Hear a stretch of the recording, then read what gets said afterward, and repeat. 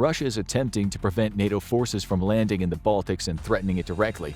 A massive air attack escorted by MiGs devastates multiple security fortifications across Russia's land border with the Baltic states. Follow-on strikes hit at each country's military command and control networks. NATO was always hard-pressed to defend the Baltics in case of a war with Russia, and because the surprise attack left little time to deploy aircraft to defend the skies of the Baltic states, the Russian attack is largely successful. Russian troops stationed along the border immediately roll into Lithuania, Estonia, and Latvia in 3 separate thrusts toward each nation's capital. They only have a few days to secure the Baltics before NATO firepower beats it back.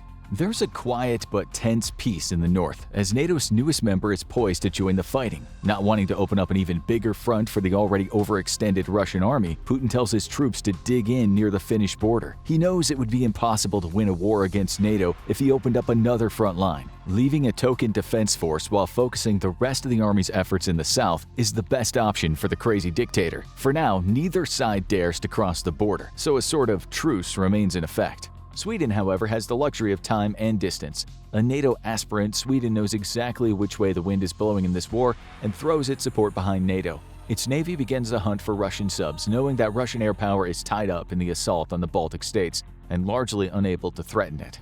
Week 2.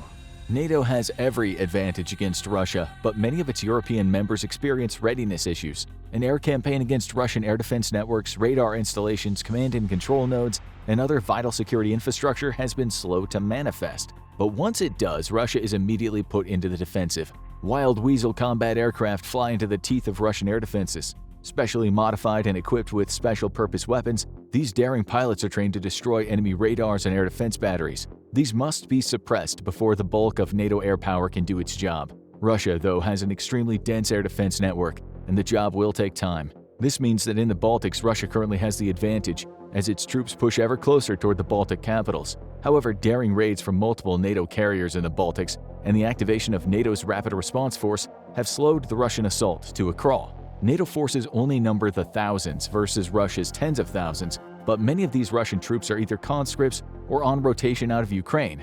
Though combat veterans, they still suffer from war weariness, poor training, and bad doctrine. This is a force multiplier for NATO defenders, who are better trained and equipped and are supported by combat vehicles more capable than their Russian counterparts. But the Russian Baltic thrust has been slowed, not stopped, and realistically, no NATO member has any great hope that the Baltics can truly be defended. It'll take weeks to assemble and transport large amounts of firepower into ports still under Russian attack. Week 3.